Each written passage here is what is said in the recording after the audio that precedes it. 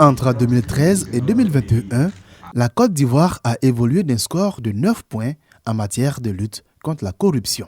En effet, de 136e sur 180 pays avec un indice de perception de la corruption de 27 sur 100, le pays est passé au rang de 105e avec un score de 36 sur 100. C'est ce qu'a relevé le ministre de la Promotion de la bonne gouvernance et de la lutte contre la corruption au cours de la première conférence de presse initiée par la Fédération ivoirienne pour l'entente et la renaissance. Fier. J'exhorte tous nos compatriotes à s'approprier la culture de la dénonciation des actes de mauvaise gouvernance et de corruption, partout, en tout lieu, en tout temps, parce que c'est de cette façon-là que petit à petit, nous viendrons à bout de cette gangrène qui mine notre société. Cette initiative s'inscrit dans le cadre national de lutte contre la corruption institué par le gouvernement.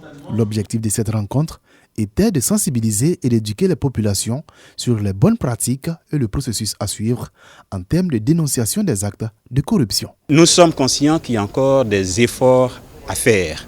Efforts en termes de sensibilisation, efforts à faire en termes de changement de culture, de développement au sein de la société ivoirienne d'une culture d'intégrité. Et c'est pour ça que le gouvernement soutient cette initiative de la société civile portée par l'ONG FIER. En vue de bâtir une stratégie inclusive de lutte contre ce fléau, des points focaux seront installés dans toutes les communes du district d'Abidjan pour enregistrer les plaintes, les vérifier et les porter aux autorités compétentes. Bonne nouvelle et effraction. Thibaut Boidjoro-Camus et Roméo Mivekane, deux jeunes passionnés d'art pictural, exposent. Issus de la mixité franco-ivoirienne, Thibaut, né en France, fait un tour d'horizon sur le passé de la Côte d'Ivoire à travers le prisme de sa double culture. Et il faut dire que cette exposition, pour moi, ça a été l'occasion de me renseigner sur les différents moments de résistance coloniale en Côte d'Ivoire, pour chercher un peu dans mon histoire en fait. Et donc j'ai creusé un peu en me disant, bon voilà, on va prendre ces moments de résistance et en parler comme si c'était une bonne nouvelle. Elles sont réussies, très expressives et très proches aussi de la réalité. Béninois d'origine, Roméo Mivekane présente des toiles, des sculptures en céramique et une installation monumentale constituée de bouteilles d'élixir vaudou symbolisant l'accès au monde invisible. Effraction. Et effraction pourquoi? C'est pour dire au fait qu'on ne peut pas toujours assigner l'Afrique à la place du dernier. Parce que chaque fois qu'on parle de l'Afrique dans le monde, on parle de misère, on parle de guerre. On parle souvent d'une Afrique au fait pittoresque, alors qu'on a beaucoup de choses à raconter au monde. Donc c'est une manière de sortir de la place à laquelle on nous assigne. Je trouve que c'est des très belles œuvres magnifiques et elles ont l'importance de nous rappeler nos origines. Illustre invité de ce vernissage, Françoise Remarque, ministre de la Culture et de la Francophonie, est conquise. Abidjan aujourd'hui bouillonne en matière d'art contemporain. Je suis toujours aussi admirative par le travail qui est réalisé. Tout ça démontre encore une fois que le talent est en Côte d'Ivoire, l'art est en Côte d'Ivoire et que nous sommes un pays de culture. Appartenance, africanité, diversité culturelle et historique ressortent des œuvres des deux artistes.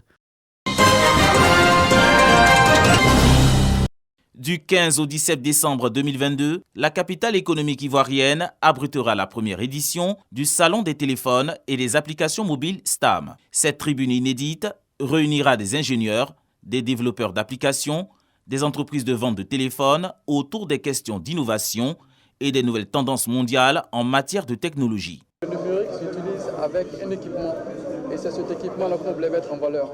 Il n'y a pas de numérique sans équipement. Et nous parlons des équipements déjà, qui est le téléphone. Voilà. Donc c'est le premier salon des téléphones et des applications mobiles. Les marques de téléphones qui sont sur le marché viennent faire leurs présentations et après on verra comment développer aussi au niveau de notre continent et la Côte d'Ivoire.